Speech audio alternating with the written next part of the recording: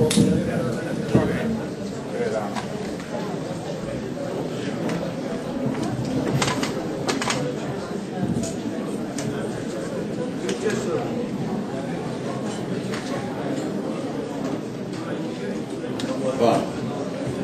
that's a very long. The question is short, but the reply is very long. That's an invitation for me to come here once again.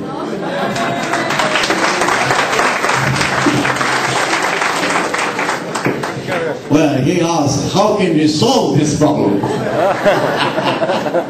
Very nice. Right.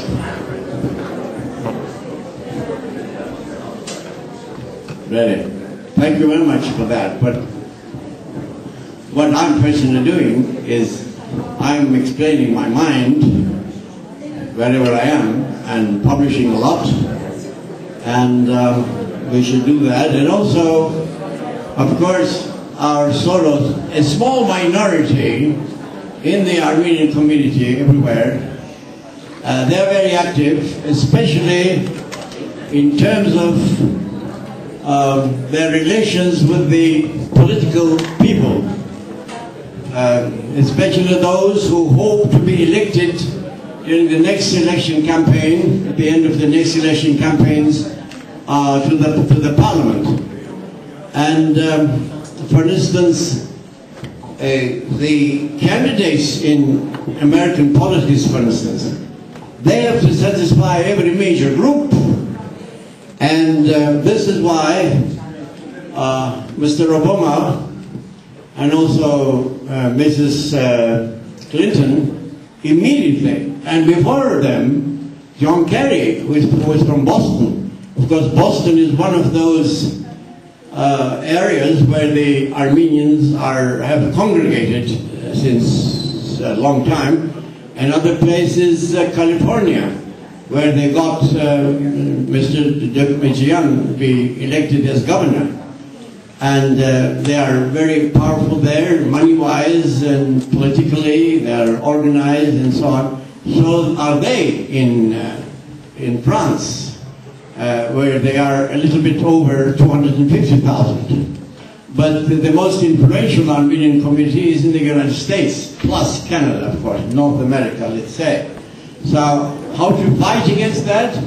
Well, those who disagree with these slanted ideas and one set of the arguments have to get organized themselves. Now please, of course, some like-minded centers will be glad to share your inclinations, but don't expect, for instance, the Turkish government to support all the ventures.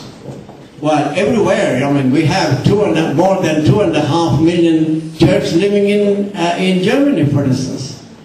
Every single one of them gives €1, that is 2.5 million euros. That's a lot of money. And here, let's say there's more than 100,000 Turks here. If every one of them gives $1 Australian, there you have $100,000. Where is that $100,000 now? I don't want any of that, but where is it? We have to get organized. And this gentleman asked me, what should we do? Well, you have to take it upon yourself. And in democracies, you do whatever falls on you as ordinary citizens. And there's no such thing, as a matter of fact, as an ordinary citizen. There's a responsible citizens.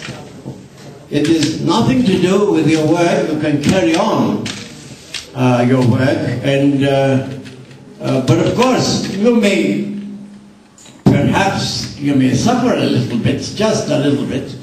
When if you give away some money, very little, you should give to such an extent that it hurts just a little bit, not too much, because you have to educate your children and bring food to them every day and so on. But giving $1 Austrian won't kill you, will it? So let the solution start at home. And in the meantime, I'll do what is expected of me. Thank you. Yeah, right.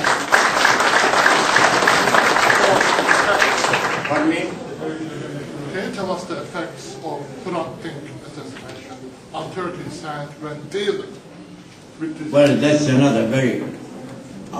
I'm not sure that I know all the aspects of that issue. Therefore, it's better if I don't talk about it. I'm not a public prosecutor, I'm not a judge, so all I know is from the Turkish press, and that's not enough. And who knows what actually happened. Of course, he was the editor of the Agos paper, and I was receiving that paper. And some of the things that they wrote, for instance, the Lithuanian parliament, Lithuania of course is now an independent small Baltic state, as you know. It's a very small enclave, just facing Finland and so on, the former Soviet republic.